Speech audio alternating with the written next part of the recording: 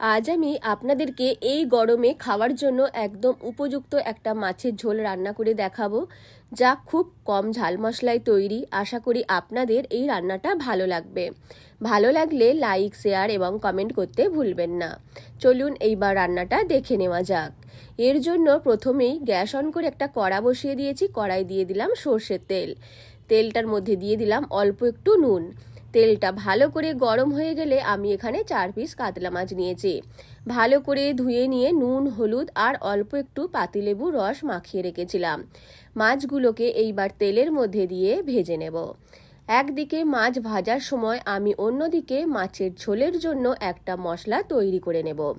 এর জন্য একটা শিলের মধ্যে নিয়ে নিচ্ছি হাফ চামচ কালো জিরে, দুটো কাঁচা লঙ্কা, এক টুকরো আদা আর অল্প একটু নুন দিয়ে বেটে নেব। আপনারা অবশ্যই খেয়াল রাখবেন কালো জিরের পরিমাণটা খুব যেন বেশি না হয়ে যায়, তাহলে একটু তেতো লাগবে।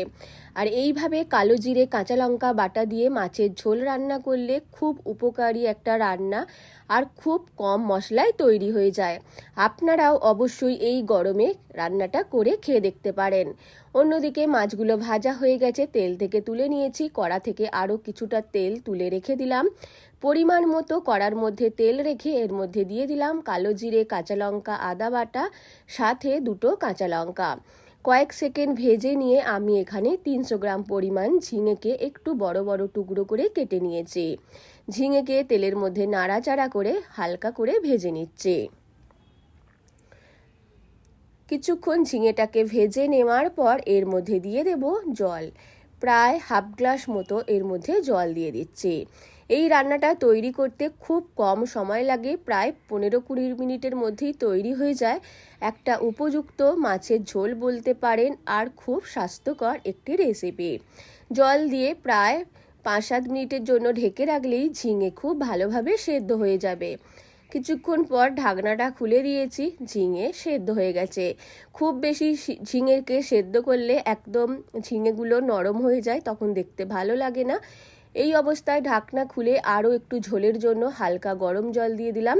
সাথে দিয়ে দিলাম পরিমাণ মতো আরও একটু নুন আর অল্প একটু হলুদ গুঁড়ো। দিয়ে ঝোল ফুটতে শুরু করলে দিয়ে দেব আগে থেকে ভেজে রাখা মাছগুলো। মাছ দেওয়ার পর আরও 1 মিনিট মতো হাই ফ্লেমে ফুটিয়ে নেব।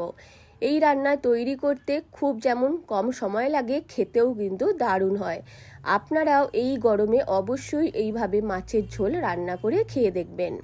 আরও 1 মিনিট ফুটিয়ে নেওয়ার পর গ্যাস অফ করে দিয়েছি। আমি এইবার মাছের ঝোলকে অন্য একটা পাত্রের মধ্যে নিয়ে নিচ্ছি। এই গরমের উপযুক্ত স্বাস্থ্যকর কোনো মাছের ঝোল খেতে চাইলে অবশ্যই এই রান্নাটা করে খেয়ে দেখবেন। আশা করি আপনাদের সবার খুব ভালো লাগবে। রান্নাটা ভালো লাগলে আমার চ্যানেলটিকে সাবস্ক্রাইব করতে ভুলবেন না, আর রান্নাটাকেও লাইক করতে